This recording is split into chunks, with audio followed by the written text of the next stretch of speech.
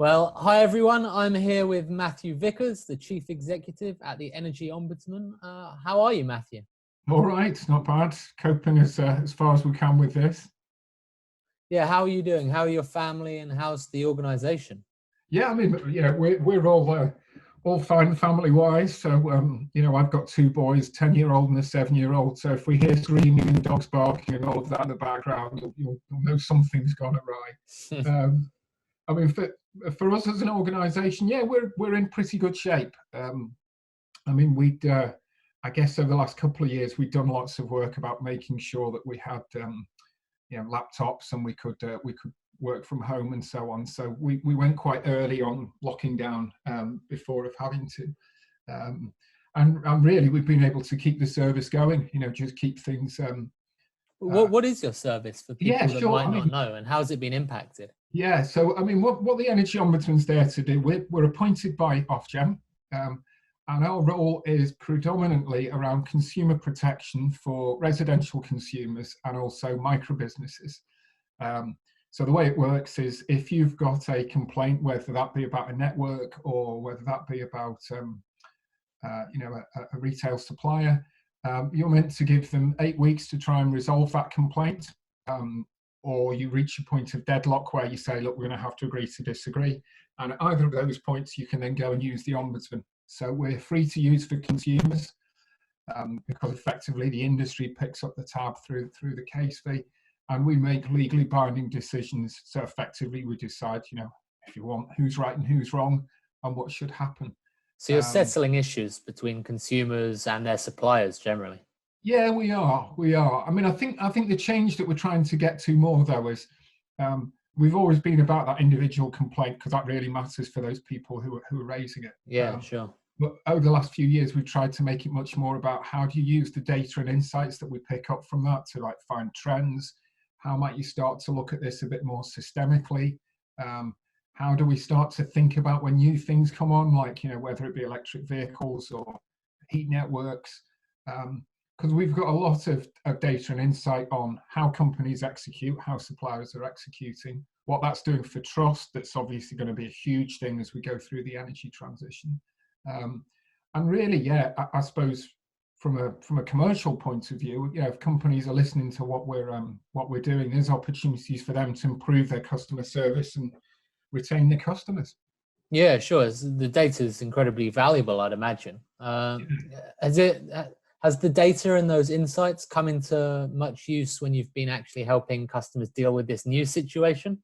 Or is it so unprecedented it doesn't have much sway? No, it's interesting. There's some things that you see, I guess it falls into a couple of camps. There's some things that are completely new that we've seen that I'll come on and talk about a bit. And for some things, it's more, I guess, it's magnified some things that were already there. So maybe kind of splitting our work into the residential bit and the micro business part, and maybe just talk through a few of those things. I mean, in the residential side of our work, we're probably running at about 70% in terms of the volume of complaints that we can actually deal with at the moment. That's quite good, 70%. It doesn't surprise me too much, though. I think that's because consumers realise that, well, hang on, I'm not going to get disconnected. There's been a lot of work, whether it be led by the industry and led by Ofgem, or whether it be, the government work and some of the FCA work. So I think some of those immediate challenges that you've got around paying bills and so on are not there right now. In general, we would find about anywhere between 2/3 and 3/4 of our complaints are about billing. And normally what sits behind billing is it's actually a question of affordability. It's can I pay this bill? So that's why I'm not too surprised that we've had that kind of fall in the short term. People have probably got other things that they're thinking about rather than going the Ombudsman. But from speaking around the industry, I think what we're all expecting is that will come back with a vengeance later. Because of course we're not even 8 weeks into lockdown at the minute. So given our 8-week time period, I mean, one of the things that we have seen is that real pressure on the front line for energy suppliers. So many of them lost a lot of their capacity when, say, India locked down or South Africa locked down. So a lot of their own complaint handling operations under difficulty. So we're getting a lot more premature complaints at the moment that up to now we haven't been able to take. But once we start tipping over that, right, we're 8 weeks into lockdown, we'll start to end up taking those. And that's when I suspect we'll see the numbers coming back up. So, you know, that bit about pressure on the front line is new when we're talking about what's new and what's the same. The bit that's the same, I guess, within residential is we do some work looking at typologies so we can pick up vulnerability. And usually you'd end up with about one in 5 of the complaints that we get is from someone who we think is vulnerable. That's gradually crept up in residential, so we're up more like about 1 in 4 at the moment. Okay. You know, we expect that when we get further complaints in it, as we come out of this, it will all be about that affordability question. And that's is that about issues? What kind of issues are those people? Why is that happening? Why are more vulnerable people complaining? Is it because they can't go out and access their prepayment meter solutions and so on? It's interesting. I guess some of it is about the way that people present things. So yes, I think we're keeping an eye to say, have we seen an increase on prepayment meters? Because that's something that Ofgem is, has asked us to keep a very close eye on. At the moment, I have to say, not really. It's not there. It's more about a lot of vulnerabilities issues such as mental welfare, financial affordability. So you can imagine through lockdown, there's some of that that's really come to the fore already. And I suspect that particularly the financial hardship will come later. I was talking to someone the other day, and it's a great point actually. If you take a prepayment meter, say lots of suppliers are doing things like extending emergency credit. The problem is for the most vulnerable, it doesn't solve the problem of affordability. You've still got to pay it back. And for many who are the most vulnerable, they, of course, for every £50 that they owe, they have to find 70 because they're not in a position where, their access to credit, they're frequently having to borrow on high rates or payday lenders or this sort of thing. Yeah, sure.